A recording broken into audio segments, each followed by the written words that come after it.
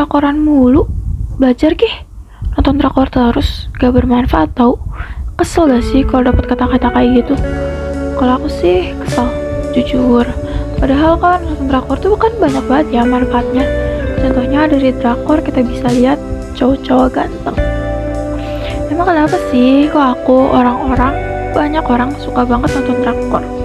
Jawabannya jelas dong. Selain karena bisa lihat cowok ganteng, drakor itu jadi healing tersendiri untuk kita. Apalagi untuk kaum introvert yang sukanya diem di rumah, menyendiri, selimutan, ada snack, nonton drakor.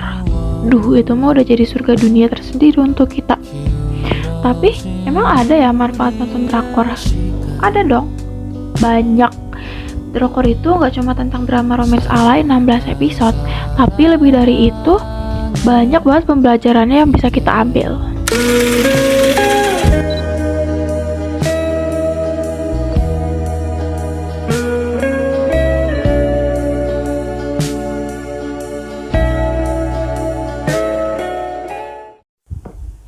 Hai, kenalin, nama aku Aisyah Salsabila Yasmin for short, dan di sini aku bakal bahas-bahas tentang drakor. Emangnya bisa ya dari nonton drakor doang kita bisa mencapai pendidikan berkualitas? Jawabannya bisa banget dong. Untuk mencapai SDGs nomor 4, pendidikan berkualitas itu nggak harus kita dapetin dari sekolah loh. Bahkan sesepele nonton drakor pun bisa jadi bermanfaat untuk kita. Drakor itu punya 1001 genre, alias banyak banget. Gak cuma romance, tapi genre apapun itu semua ada pembelajarannya yang bisa kita ambil. Jujur, aku tuh belajar banyak banget dari nonton drakor. Mental health, attitude, empati, cara menghadapi konflik, masa depan, pertemanan, kekeluargaan.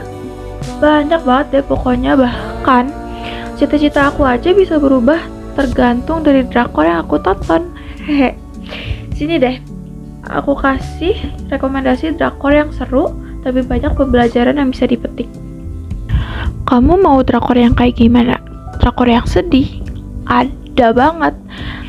Drakor yang pertama judulnya Hai Bye Mama. Drakor ini tuh giloi banget deh. Nyeritain tentang seorang ibu yang meninggal dalam kecelakaan dalam keadaan anaknya yang masih dalam kandungannya. Alhasil bayi itu lahir tanpa pernah kenal siapa ibunya. Di sini tuh ceritanya Chayuri, sang ibunda dalam drakor ini tuh akhirnya gentayangan jadi arwah, ngeliatin anaknya dari jauh padahal sebenarnya deket. Ngeliat anaknya pertama kali bisa ngomong, bisa ketawa, main, sampai akhirnya Chayuri dikasih kesempatan untuk hidup selama 49 hari. Gimana tuh? Pokoknya keren banget deh. Kedengarannya sih emang serem ya, gentayangan di sekitar anaknya. Padahal drakor ini tuh sedih banget aslinya loh. Ini tuh jadi pembelajaran buat aku kalau cinta ibu tuh sebesar itu loh. Bahkan udah jadi arwah pun dia tetap bisa nunjukin kasih sayangnya. Lanjut ke rekomendasi yang kedua dari aku, judulnya Law School. Drakor ini tuh nyeritain tentang Kang Sol-a yang berhasil masuk di universitas terkenal di Korea di jurusan hukum. Padahal hukum itu bukan minatnya loh, tapi Kang Sol-a tuh beneran niat banget belajarnya. Walaupun nilai suka anjlok, dia tetap gak nyerah belajar. Dari drakor ini tuh aku belajar untuk gak gampang nyerah. Lihat ambisnya Sol-a bikin aku jadi terdorong untuk ikut belajar juga. Apalagi aku nontonnya pas seleksi perguruan tinggi. Duh, itu tuh beneran jadi dorongan banget buat aku untuk terus semangat belajar.